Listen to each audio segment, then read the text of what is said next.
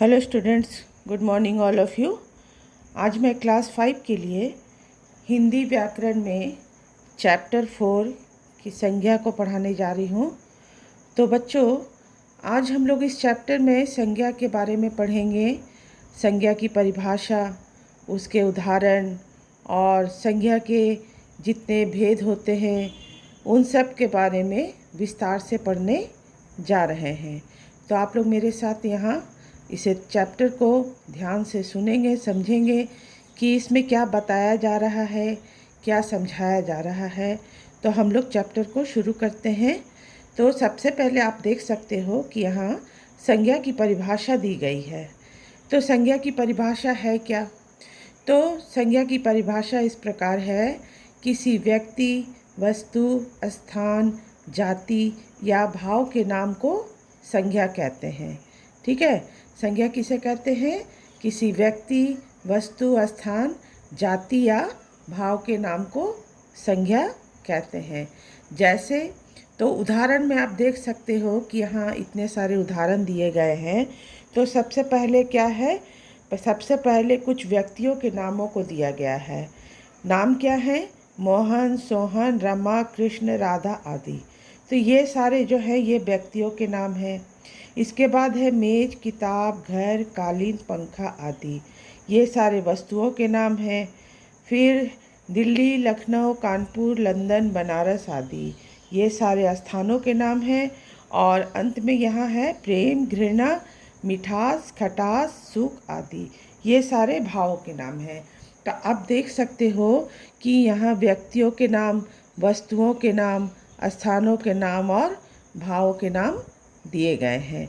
तो ये सारे उदाहरण जो यहाँ दिए गए हैं ये संज्ञा के अंदर आते हैं। तो इसके बाद हम लोग संज्ञा के भेदों को जानेंगे। तो संज्ञा के कितने भेद होते हैं? तो बच्चों, संज्ञा के 5 भेद होते हैं। पहला है व्यक्तिवाचक संज्ञा, दूसरा है जातिवाचक संज्ञा, तीसरा है भाववाचक संज्ञा, चौथा है द्रव्यवाचक संज्ञा और पांचवा है समुदायवाचक संज्ञा, या इसे हम लोग समूहवाचक संज्ञा भी कह सकते हैं। तो अब एक एक करके इन भेदों के बारे में विस्तार से जानेंगे। तो सबसे पहले आते हैं व्यक्तिवाचक संज्ञा में। तो व्यक्तिवाचक संज्ञा है क्या और कौन कौन से जो शब्द हैं वो व्यक्तिवाचक संज्ञा में आएंगे? तो उसकी परिभाषा इस प्रकार है, किसी विशेष व्यक्ति, वस्तु या स्थान के नाम को व्यक्तिवाचक संज्ञा कहते हैं। ठीक है, क्या कहा जा रहा है? किसी विशेष व्यक्ति, वस्तु या स्थान के नाम को व्यक्तिवाचक संज्ञा कहते हैं। उदाहरण में हम लोग देख सकते हैं, जैसे यहाँ दिया गया है, गंगा भारत की पवित्र नदी है। क्या कहा जा रहा है? गंगा भारत की पवित्र नदी है। दूसरा है राजेश लखनऊ में रहता है। तो यहाँ आप देख सकते हो कि गंगा, भारत, राजेश, लखनऊ, ये सारे जो यहाँ शब्द हैं वो व्यक्तिवाचक संज्ञाएं हैं। क्यों है? क्योंकि इनसे एक विशेष नाम का बोध होता है, एक विशेष नाम का बोध हो रहा है। ठीक है ना। इसके बाद आते हैं जातिवाचक संज्ञा। अब संज्ञा का जो दूसरा भेद है जातिवाचक, उसकी परिभाषा क्या है? किसी जाति या वर्ग का बोध कराने वाले संज्ञा शब्दों को जातिवाचक संज्ञा कहते हैं। ठीक है, उदाहरण में जैसे देख सकते हैं, पर्वत, नदी, देश, बच्चे, घर आदि। तो यहाँ क्या कहा जा रहा है? यहाँ कहा जा रहा है कि पूरी जाति का जो बोध कराता है। जैसे उदाहरण में आप यहाँ देख सकते हो पर्वत। तो पर्वत कहने का अर्थ है संसार में जितने भी पर्वत हैं वो सारे इस पर्वत के अंदर आते हैं, क्योंकि यह पूरी पर्वत जाति का ही बोध कराता है। नदी कहने का अर्थ है कि संसार में जितनी भी नदियां हैं वो सारी इस नदी के अंदर आती, क्योंकि नदी शब्द जो है पूरी नदी जाति का ही बोध कराती है। इसी तरह देश है। देश कहने का अर्थ है कि जितने भी देश हैं वो सारे इस देश के अंदर आएंगे और ये पूरे देश जाति का बोध कराता है। अगर मैं ये कहती हूँ भारत, तो भारत कहने का अर्थ है कि मैं भारत देश का नाम ले रही हूँ। लेकिन यदि मैं कहती हूँ सिर्फ देश, तो इससे दुनिया में जितने भी देश हैं वो सारे इसके अंदर आएंगे। इसी तरह बच्चे हैं, घर है ना, ये सारे पूरी जाति का बोध कराते हैं। इसके बाद यहाँ क्या दिया जा रहा है, ऊपर लिखे शब्दों से किसी एक विशेष नाम का बोध ना होकर इनकी पूरी जाति का बोध होता है। अभी मैं जैसा बताई हूँ कि एक नाम का बोध नहीं हो रहा है, कि और क्या हो रहा है, पूरी जाति का बोध हो रहा है। ठीक है ना। इसके बाद तीसरा जो भेद है, भाववाचक संज्ञा। अब भाववाचक संज्ञा क्या है, तो यहाँ देख सकते हैं किसी व्यक्ति या वस्तु के गुण, दोष, अवस्था या भाव के नाम को भाववाचक संज्ञा कहते हैं। क्या कहा जा रहा है, किसी व्यक्ति या वस्तु के गुण, दोष, अवस्था या भाव के नाम को। तो यहाँ और क्या बताया जा रहा है, भाववाचक संज्ञाओं का कोई आकार प्रकार नहीं होता। क्या बोला जा रहा है, भाववाचक संज्ञाओं का कोई आकार प्रकार नहीं होता है, इनको केवल अनुभव किया जा सकता है।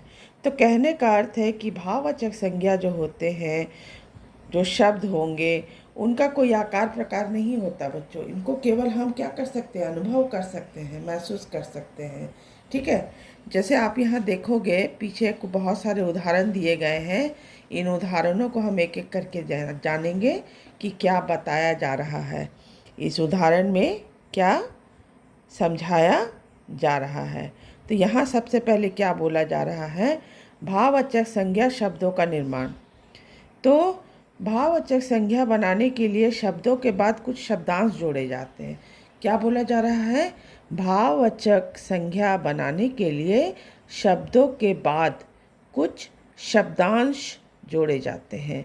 तो शब्दांश कहने का अर्थ है कि यहाँ आप जैसे देख सकते हो ता जोड़कर, तो ता है क्या, ता शब्दांश है और ये सारे शब्द हैं। तो ऊपर बताया जा रहा है कि शब्द के बाद शब्दांश को जोड़ना है, जैसे यहाँ बोला गया है ता जोड़कर। तो ये सारे शब्दों को यहाँ दिया गया है और इन शब्दों में शब्दांश को जोड़ेंगे तो क्या बनेगा, एक नया भाववाचक संज्ञा शब्द बनेगा। तो यहाँ देख सकते हैं पहला है सरल, सरल में ता जोड़ते हैं तो होगा सरलता। लघु में ता जोड़ेंगे तो लघुता। पशु में ता जोड़ेंगे तो पशुता। प्रभु में ता जोड़ते हैं तो प्रभुता। शत्रु में ता जोड़ेंगे तो शत्रुता और सफल में ता जोड़ते हैं तो सफलता। इसी तरह यहाँ भी है, मित्र में ता जोड़ते हैं मित्रता। वीर में ता शब्दांश को जोड़ेंगे तो वीरता।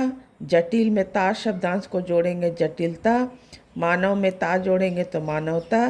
निर्भीक में ता शब्दांश जोड़ेंगे तो निर्भीकता और कटु में ता शब्दांश को जोड़ेंगे तो होगा कटुता। तो ये हम लोगों ने ता शब्दांश जोड़कर नया भाववाचक संज्ञा शब्द बनाना सीखा। अब इसके बाद बोलते हैं आई जोड़कर। अब क्या जोड़ना है, आई जोड़ना है।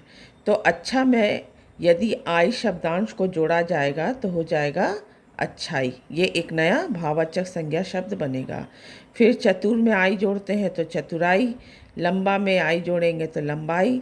कमाना में आई जोड़ेंगे कमाई। बुरा में आई जोड़ते हैं तो बुराई। बड़ा में आई जोड़ेंगे तो होगा बड़ाई। ठीक है। इसके बाद है त्वा जोड़कर। अब यहाँ कौन सा शब्दांश दिया गया है, यहाँ त्वा जोड़कर नया भाववाचक संज्ञा शब्द को बनाने के लिए बताया जा रहा है।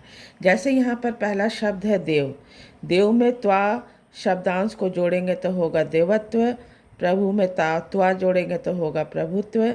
निज में त्वा जोड़ते हैं तो निजत्व। अपना में त्वा जोड़ते हैं तो अपनत्व। व्यक्ति में त्वा जोड़ेंगे तो व्यक्तित्व और जड़ में त्वा जोड़ेंगे तो होगा जड़त्व। इसके बाद है पन जोड़कर। अब क्या बोला जा रहा है, पन जोड़कर। तो यहाँ जो शब्द हैं उनमें अगर पन शब्दांश को जोड़ेंगे तो नया भाववाचक संज्ञा शब्द बनेगा। तो जैसे अपना में पन जोड़ते हैं तो अपनापन। लड़का में पन जोड़ेंगे तो लड़कपन, बच्चा में पन जोड़ेंगे तो बचपन, धीमा में पन जोड़ेंगे तो धीमापन, और पराया में पन जोड़ते हैं तो परायापन। तो यहाँ आपको ध्यान देना है बच्चों कि यहाँ आप देख सकते हो शब्दों के अंत में जो आकार है, तो आकार में पन को जोड़कर लिखा गया, लेकिन जब लड़का है, लड़का में क में आकार, आकार हट जाएगा। ठीक है, क में आकार जो दिया गया है वो आकार हट जाएगा, यहाँ हो जाएगा लड़क और जो पन जोड़ेंगे। ठीक है, तो यह होगा लड़कपन। तो ये चीज़ को ध्यान देना है, सभी में आकार नहीं लगेगा। इसके बाद आते हैं वट जोड़कर। अब बोला जा रहा है वट जोड़कर। तो यहाँ जो शब्द हैं, जैसे पहला है सजाना, सजाना में वट शब्दांश को जोड़ेंगे तो होगा सजावट, मिलाना में वट जोड़ेंगे तो मिलावट, लिखना में वट जोड़ते हैं तो लिखावट, बनाना में वट जोड़ेंगे तो बनावट, और गिरना में वट जोड़ेंगे तो गिरावट। ठीक है, तो ये आपको बहुत सारे शब्दांश दिए गए हैं जिनको शब्द के साथ जोड़कर नया भाववाचक संज्ञा शब्द को बनाने के लिए बताया जा रहा है। अब इसके बाद यहाँ देखेंगे और भी कुछ शब्दांश दिए गए हैं, जैसे यहाँ बोला गया है ई जोड़कर, ई जोड़कर। ठीक है, ई जोड़ने का मतलब है यहाँ बड़ी ई दी गई है, तो दोस्त है, दोस्त शब्द में बड़ी ई को जोड़ेंगे तो हो जाएगा दोस्ती, गरम में ई जोड़ेंगे तो गर्मी, सफ़ेद में ई जोड़ेंगे तो सफ़ेदी, देर में ई जोड़ते हैं तो देरी, फेर में ई जोड़ेंगे तो फेरी। तो ये बड़ी ही जोड़कर नया भाववाचक संज्ञा शब्द को बनाने के लिए कहा जा रहा है। इसके बाद यहाँ क्या बोल रहा है, ईमा। ठीक है, ईमा जोड़कर। तो ईमा का मतलब होता है, ई मतलब होता है छोटी, और उसमें माँ जोड़ना है। जैसे पहला है काला, तो काला में तो यहाँ क्या लिखा गया है, काला का ईमा जोड़ेंगे तो काली माँ। तो अब ये काली माँ कैसे बना, मैं अभी जैसे यहाँ बताई हूँ कि ये छोटी ई का मतलब होता है छोटी, और ये माँ। तो आप देख सकते हो कि लॉ में यहाँ छोटी ई को लिखा गया है और माँ को जोड़ दिया गया है। इसी तरह लाल है, लाल में भी लॉ में छोटी ई को जोड़ा गया है और माँ जोड़ दिया गया है, तो यह हो गया लालिमा। फिर है नीला, नीला का है नीलिमा, मधुर का मधुरिमा, और भंग का भंगिमा। तो ये ईमा जोड़ना है। तो ईमा का अर्थ मैं अभी बता चुकी हूँ कि ई को अलग करेंगे, माँ को अलग करेंगे, तो ई का अर्थ होता है छोटी ई, और माँ यहाँ आप देख सकते हो छोटी ई के साथ माँ को जोड़ा गया है, तब ये एक नया भाववाचक संज्ञा शब्द बना है। अब यहाँ बोलता है आपा जोड़कर। आपा में आ को अलग करते हैं, पा को अलग करते हैं। आ का मतलब होता है आ की मात्रा। ठीक है, तो नया जो भाववाचक संज्ञा शब्द बनेगा उसमें आ की मात्रा लगाकर पा लिख देंगे। जैसे यहाँ है बूढ़ा, बूढ़ा में क्या है देख सकते हो आप, रौ में आकार है, तो ये आकार आ की मात्रा जो है यहाँ आ गया है, और पा शब्द जो अक्षर है उसको जोड़ दिए हैं। ठीक है, तो ये हो गया बुढ़ापा। इसी तरह बहन है, बहन में भी आप देखो ये आ को यहाँ जोड़ा गया है और फिर पा को यहाँ जोड़ा गया है, तो बहन का नया भाववाचक संज्ञा शब्द होगा बहनापा। फिर यहाँ है मोटा, इसी तरह यहाँ भी आपको देखेंगे मोटापा होता है, आ जोड़ा गया है और फिर पा को जोड़ा गया है, तो ये हो गया मोटापा। फिर यहाँ है चौधरी, चौधरी का क्या है, चौधरापा। तो इस तरह से आपा शब्दांश को जोड़कर नया भाववाचक संज्ञा शब्द को बनाने हम लोगों ने सीखा। अब चौथा जो भेद है द्रव्यवाचक संज्ञा, उसकी परिभाषा है धातुओं या ऐसे द्रव्यों के नामों को द्रव्यवाचक संज्ञा कहते हैं जिनसे दूसरी चीज़ों का निर्माण होता है। तो क्या कहा जा रहा है कि धातु या ऐसे द्रव्य या पदार्थ जिनसे कि दूसरी चीज़ों का निर्माण होता है उसे हम लोग द्रव्यवाचक संज्ञा कहते हैं। उदाहरण में आप समझ सकते हो, जैसे यहाँ दिया गया है सोना, चांदी, लोहा, घी, तेल, चीनी इत्यादि। तो सोना, सोना से क्या होता है, सोना को गलाकर बहुत सारे आभूषण बनाए जाते हैं, चांदी को भी गलाकर आभूषण बनता है। ठीक है, लोहा को गलाकर बहुत सारी चीज़ें बनती हैं, और घी से भी बहुत सारे खाने के सामान बनते हैं, ठीक है। तो ये सारे जो यहाँ उदाहरण दिए गए हैं, इनका उदाहरण देने का अर्थ है कि इनसे दूसरी चीज़ों का निर्माण हो रहा है। इसके बाद पांचवा और अंतिम जो भेद है समुदायवाचक संज्ञा, या इसे हम लोग समूहवाचक संज्ञा भी कह सकते हैं, उसकी परिभाषा है समूह या समुदाय का बोध कराने वाले संज्ञा शब्दों को समुदायवाचक संज्ञा कहते हैं। तो क्या कहा जा रहा है? समूह या समुदाय का, ठीक है, समूह या समुदाय का बोध कराने वाले। तो इस समूह या समुदाय का मतलब होता है बच्चों कि मान लीजिए कि कहीं कोई रास्ते पर कोई जुलूस निकला है और आप उस जुलूस में देख सकते हो कि लोगों की भीड़ है, बहुत सारे लोग हैं, तो वो एक समूह हो गया। उदाहरण में आप देख सकते हो सेना, झुंड, पुलिस, मंडली, टोली इत्यादि, है ना। तो इस तरह से यहाँ उदाहरण दिए गए हैं कि जब सेना को आप देखते हो, रास्ते में जब मार्च पास होता है तो क्या होता है, बहुत सारे सैनिक एक साथ होते हैं। कक्षा को ले लेते हैं, कक्षा में क्या होता है कि बच्चों की भीड़ होती है।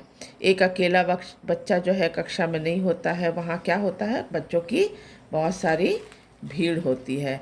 तो इस तरह से हम लोगों ने संख्या के बारे में पढ़ा, उसे जाना, ठीक है। और आप लोग इसे ध्यान से चैप्टर को सुनेंगे, पढ़ेंगे कि क्या बताया जा रहा है, संज्ञा की परिभाषा क्या है, उसमें क्या क्या उदाहरण आ सकते हैं, संज्ञा के कितने भेद होते हैं, भेदों के नाम क्या क्या हैं, और प्रत्येक भेद की क्या परिभाषा है, और क्या उदाहरण उसके अंदर आ सकते हैं, परिभाषा में क्या बताया जा रहा है, क्या समझाया जा रहा है। तो ये आप पढ़ें, इसे जानें, और इसके बाद का जो भी क्लास है, जो भी वर्क है, मैं आपको फिर अगले वर्क बताऊंगी। Thank you.